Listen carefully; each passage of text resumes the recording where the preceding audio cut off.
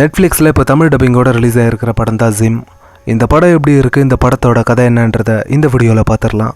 அதே மாதிரி இந்த வீடியோ பார்க்குற நீங்கள் இந்த சேனலை இன்னும் சப்ஸ்கிரைப் பண்ணலை அப்படின்னா சப்ஸ்கிரைப் பண்ணி பெல் ஐக்கானை கிளிக் பண்ணிக்கோங்க. பூமி ஒரு பேரழிவை நோக்கி போயிட்டுருக்கு அப்படிங்கிறத இந்த படத்திலே காமிச்சிருப்பாங்க. அதுலேயே மக்கள் எல்லாருமே இந்த சாப்பாடுக்காக ரொம்ப கஷ்டப்படுறாங்க. அப்படி அந்த சாப்பாடு பிரச்சனையில் இருந்து தாய்லாண்டு மட்டும்தான் தப்பிச்சிருக்கு. அதாவது தாய்லாண்டில் இந்த சாப்பாடு பிரச்சனையே இல்லை. அப்போ இந்த மாதிரி ஒரு உலகத்தில் இந்த பேங்காக்கில் ஹீரோவும் ஹீரோயினும் ஒரு சாதாரண ஒரு லைஃப்பை வாழ்ந்துக்கிட்டு இருக்காங்க. அப்போ ஹீரோயின் இந்த மாதிரி ஒரு ஹாஸ்பிட்டலில் டாக்டராக வேலை பார்க்குறாங்க.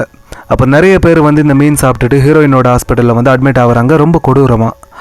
அப்போ அந்த ஹாஸ்பிட்டலில் அட்மிட் ஆன அவங்க எல்லாருமே கொஞ்ச நேரத்துக்கு அப்புறம் கொஞ்சம் கொஞ்சமாக இந்த ஜாம்பிஸாக மாற ஆரம்பிக்கிறாங்க. இப்போ இதுக்கப்புறம் இந்த படத்தில் நடக்க போகிற விஷயங்களாக என்ன அப்படிங்கிற இதெல்லாம் தான் இந்த படத்தோட கதை.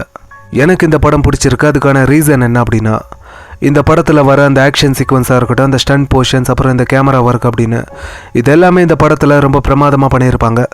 முக்கியமாக இந்த கிளைமேக்ஸில் அந்த பில்டிங்கில் நடக்கக்கூடிய அந்த ஆக்ஷன் சீக்வன்ஸாக இருக்கட்டும், இந்த ஹாஸ்பிட்டலில் நடக்கக்கூடிய அந்த ஆக்ஷன் சீக்வன்ஸாக இருக்கட்டும், இதே மாதிரி இந்த படத்தில் வர அந்த எமோஷன்ஸ் எல்லாம் ரொம்ப நல்லாவே ஒர்க் ஆகிருக்கு.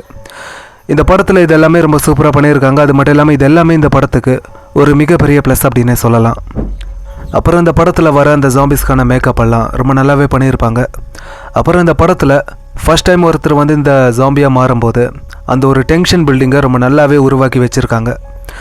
அப்புறம் இந்த படத்தை நீங்கள் பார்க்கும்போது அடிக்கடி திரும்ப வேண்டிய ஒரு சில சீன்ஸ் எல்லாம் இந்த படத்தில் இருக்குது.